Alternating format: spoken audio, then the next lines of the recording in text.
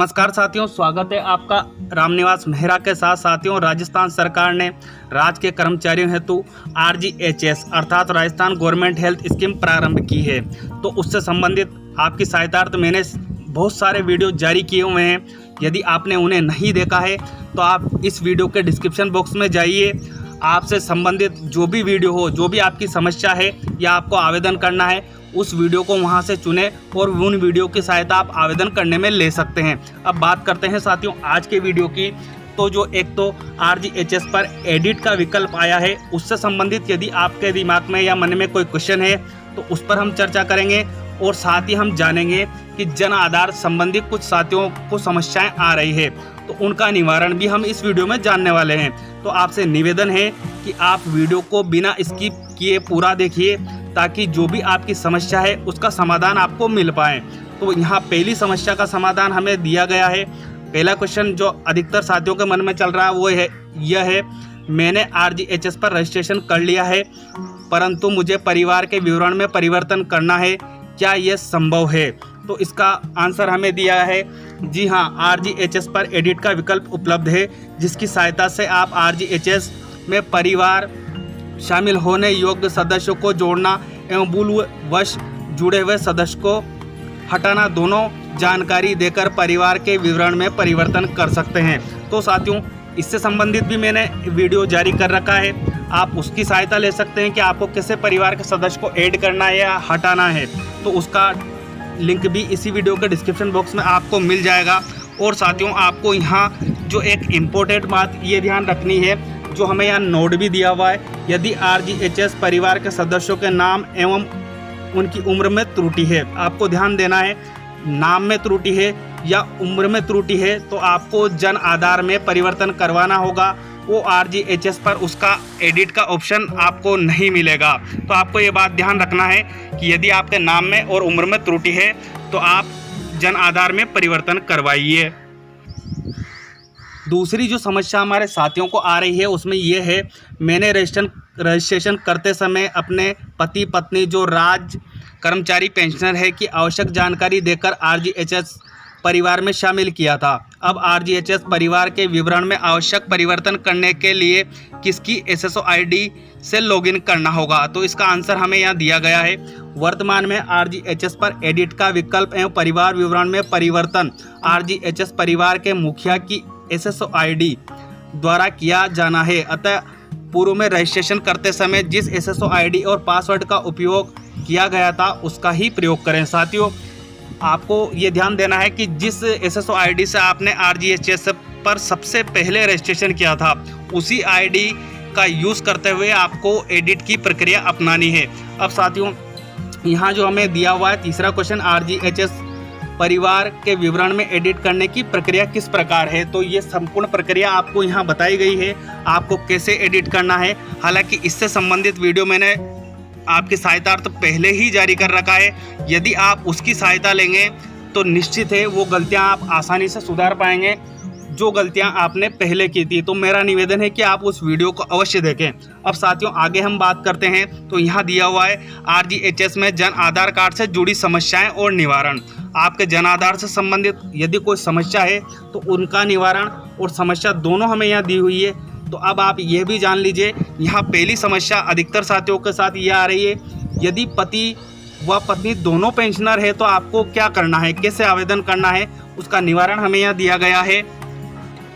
पति व पत्नी दोनों पेंशनर है तो एक ही जन आधार के माध्यम से पंजीयन कर सकते हैं। इस बात को आपको ध्यान रखना है, पृथक से पंजीयन करने की आवश्यकता नहीं है। अर्थात दोनों में से कोई एक पंजीयन करते समय अन्य को रेडियो बटन के माध्यम से पेंशनर प्रदर्शित कर RGHS फैमिली में शामिल करना होगा। आपको मैं फिर याद दिला दूं कि इससे संबंधित वीडियो डिस्क्रिप्शन बॉक्स में मिल जाएगा, आप उसकी भी सहायता ले सकते हैं। अगली जो समस्या जन आधार से संबंधित हमारे कुछ साथियों को यह भी आ रही है, यदि पति व पत्नी दोनों कार्यरत कर्मचारी है तो वो क्या करें? उसके लिए आगे हमें यह समाधान दिया हुआ है, यदि पति व पत्नी दोनों कार्यरत कर्मचारी है तो एक जन आधार के माध्यम से पंजीयन कर सकते हैं। आपको ध्यान रखना है कि पति और पत्नी दोनों वर्तमान में कार्यरत है तो एक ही जन आधार से दोनों का पंजीयन हो जाएगा और एक साथ हो जाएगा। आपको पृथक पंजीयन करने की आवश्यकता नहीं है। इसका वीडियो का लिंक भी आपको डिस्क्रिप्शन बॉक्स में मिल जाएगा।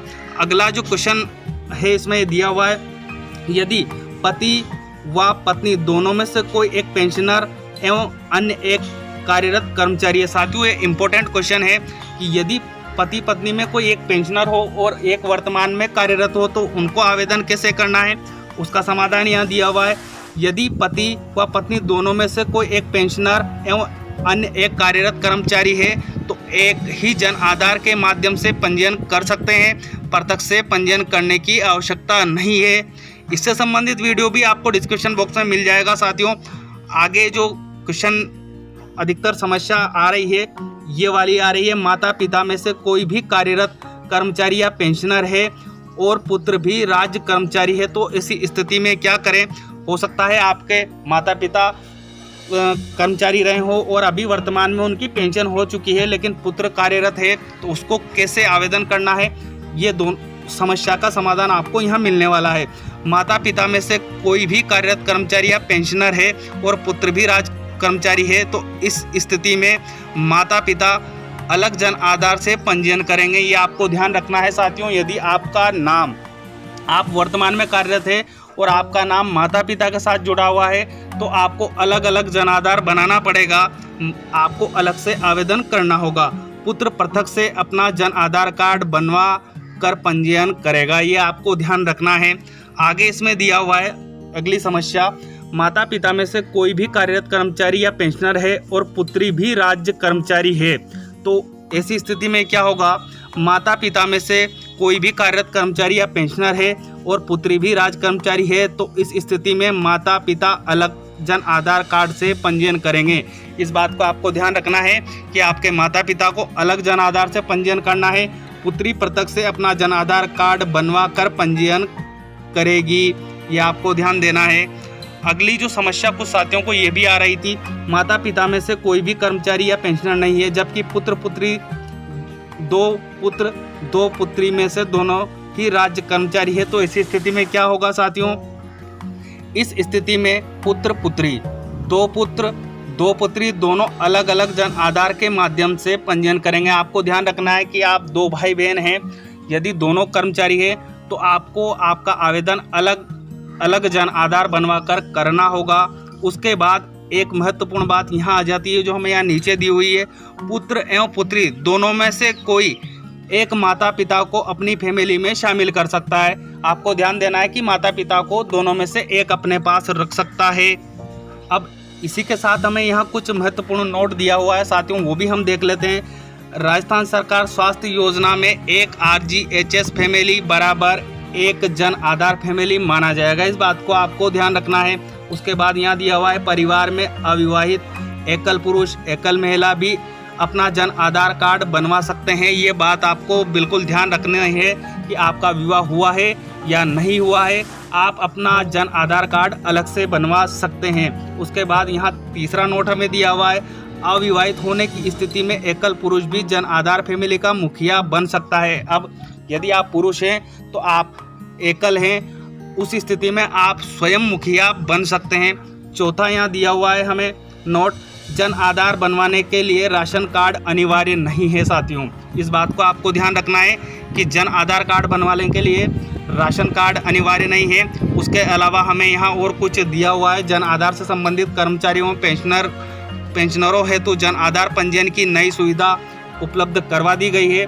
आप आपके जन आधार के लिए आवेदन स्वयं आपकी SSO ID के माध्यम से कर सकते हैं, ये आपको ध्यान रखना है, कहीं आप ई-मित्र पर जाने की आवश्यकता नहीं है। और यदि साथियों आपको जन आधार कार्ड स्वयं बनाने में समस्या आती है तो आप मुझे अधिक से अधिक कमेंट बॉक्स में कमेंट करिए, मैं आपके लिए बिल्कुल नया और फ्रेश वीडियो किस तरह आपको खुद की SSO ID के माध्यम से जन आधार के लिए आवेदन करना है वो जारी कर दूंगा। उम्मीद है साथियों अब आने वाले समय में आपको इस वीडियो की सहायता लेकर RGHS में आवेदन करने में किसी भी प्रकार की समस्या नहीं रहेगी, और यदि फिर भी रहती है तो मैं आपके साथ हूँ, मुझे कमेंट कीजिए, निश्चित ही मैं आपकी हेल्प करने का प्रयास करूँगा। वीडियो देखने के लिए आपका बहुत बहुत धन्यवाद। मिलते हैं इसी तरह की जानकारियों के साथ, तब तक के लिए जय हिंद जय भारत।